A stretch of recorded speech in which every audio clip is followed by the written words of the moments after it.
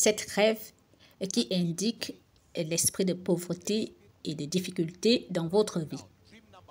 Notez-les.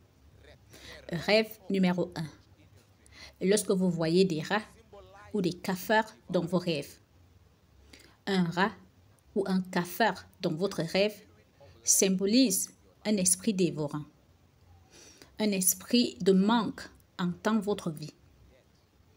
Et certains d'entre vous, vous avez été endettés depuis longtemps. Et Dieu vous a souvent révélé que ce n'est pas par choix que vous êtes dans cette situation. Et bien qu'il semble que ce soit vous qui décidez, il y a un esprit qui est derrière, une force qui est derrière. Il vous le révèle dans vos rêves. Lorsque vous voyez ce que je viens de mentionner, ne croisez pas les bras. Entrez dans la prière. Et si vous devez jeûner, jeûnez. Parce qu'un esprit dévorant est un esprit dangereux. Et il est facilement transmissible. C'est-à-dire qu'il peut s'attaquer à vous, à ceux qui vous sont liés, à vos enfants. Votre voiture, vous la réparez aujourd'hui. Demain, le capot aura un problème. Vous réparez le capot, demain, le volant. Pourquoi? Parce qu'il y a un esprit dévorant. Vous réparez le toit, demain, la fenêtre se brise. Il y a un esprit dévorant. Vous rencontrez de bonnes personnes et la relation ne durera pas. Il y a un esprit dévorant.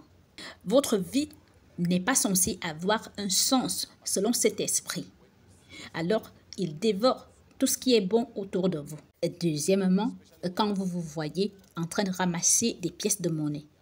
Et surtout, quand vous ramassez une pièce ici et une autre ici et qu'elles sont comme en ligne et que vous êtes occupé à les ramasser. Et ça, c'est parce que les pièces de monnaie n'ont pas d'impact mais font du bruit. Les pièces de monnaie sont des miettes. Sommes-nous ensemble? Nous savons ce que c'est que les miettes. Et les miettes ne sont pas du pain. Elles viennent du pain. Rappelez-vous la femme cananéenne qui a demandé un miracle à Jésus. Et Jésus lui dit, il n'est pas bien de prendre le pain des enfants et de le jeter aux petits chiens. Et elle répondit, oui Seigneur, les petits chiens mangent les miettes qui tombent de la table de leur maître.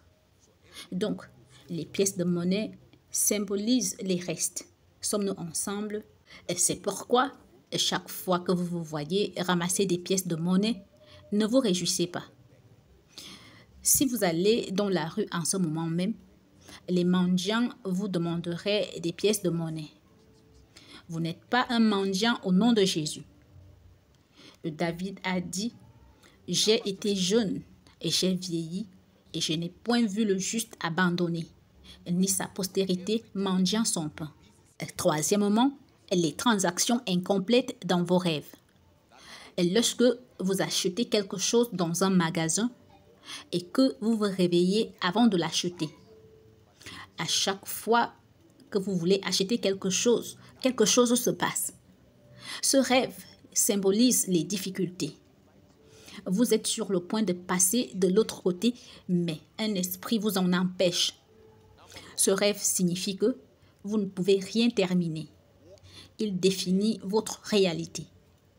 Mais il n'est pas là pour vous combattre. Il est là pour vous réveiller. Numéro 4. Marcher pieds nus. Les chaussures dans le rêve ou spirituellement symbolisent la protection. Les chaussures symbolisent l'établissement. Les chaussures dans les rêves symbolisent une direction. C'est pourquoi le contexte du rêve est important. Et si vous vous voyez porter des chaussures serrées, cela signifie autre chose. Et si vous vous voyez porter des chaussures trop grandes, cela signifie autre chose. Parce que les chaussures symbolisent aussi la responsabilité. Sommes-nous ensemble? Mais si vous vous voyez pieds nus, ce rêve signifie l'absence de direction. Et chaque fois que vous vous voyez pieds nus, il y a un esprit de manque qui hante votre vie. Un esprit de pauvreté entend votre vie. Et chaque fois que les gens se voient pieds nus et qu'ils n'abordent pas ce rêve, quelque chose se passe toujours mal. Soit le jour même où ils se réveillent, ou plusieurs jours après avoir vu ce rêve. Rêve numéro 5. conduire une voiture qui n'avance pas. Vous êtes dans une voiture, vous la conduisez. Vous voyez que le moteur est allumé.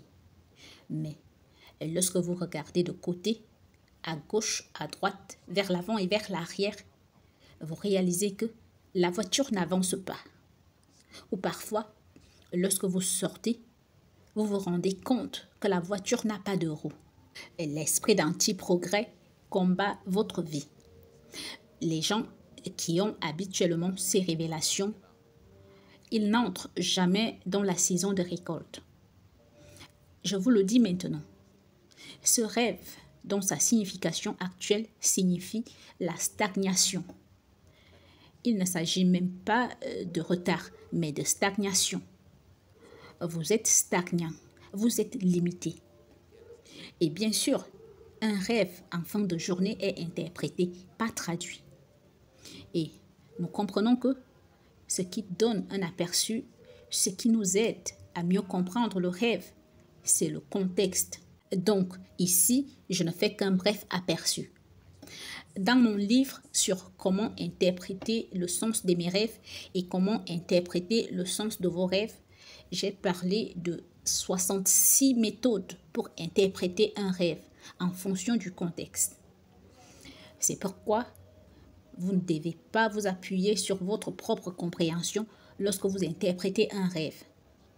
Laissez le Saint-Esprit vous aider. La Bible dit que dans les derniers jours, Dieu répandra son esprit sur toute chair. Vos fils et filles prophétiseront. Vos jeunes gens auront des visions. Et vos vieillards auront des songes. Qui fait rêver les vieillards? Le Saint-Esprit. Qui fait que les jeunes gens aient des visions? Le Saint-Esprit. Et qui fait prophétiser les fils et les filles? Le Saint-Esprit. Donc, si le Saint-Esprit vous donne des rêves, le Saint-Esprit doit vous aider à les interpréter. Et si le Saint-Esprit vous dirige vers un homme ou une femme de Dieu, allez-y. Parce qu'il y a certaines choses que le Saint-Esprit lui-même peut vous dire, mais que vous ne comprenez pas. Comme Samuel, il est allé voir Élie. Élie lui dit, voici la voix de Dieu, voici comment tu réponds. Numéro 6, se voir dans son ancienne école. Surtout, lorsque vous vous retrouvez coincé à l'intérieur, que vous soyez coincé dans une classe ou dans une autre pièce de cette école, vous cherchez à en sortir.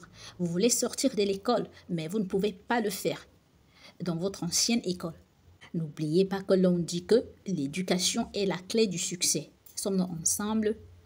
Mais devinez quoi? Chaque fois que vous vous voyez dans votre ancienne école, cela signifie qu'il y a un esprit qui combat votre réussite. Et parfois, selon le contexte, il peut s'agir de l'endroit où les choses ont mal tourné. Là où votre vie a été détournée, votre destinée a été détournée. Hey, peuple de Dieu, savez-vous que votre destinée peut être détournée? Et pendant les 5 années qui suivent, vous avancez. Et vous vous heurtez à un mur après 6 ans. Les choses spirituelles sont très dangereuses. Numéro 7.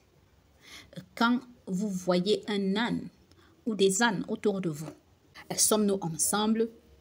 Chaque fois, vous voyez un âne autour de vous. Chaque fois, vous voyez un âne autour de vous. Non. L'âne symbolise l'agitation. L'âne travaille 20 heures et parfois plus. Et ne se repose que pendant 4 à 6 heures. Par contre, le lion, il dort 18 heures et reste éveillé 6 heures. Mais il reste quand même le roi de la jungle. Et ça, c'est parce que l'âne est le symbole du travail, du labeur sans résultat. Travailler, mais ne pas avancer dans la vie. Travailler, mais ne pas être respecté par les personnes pour lesquelles l'on travaille. Pas de promotion, rien.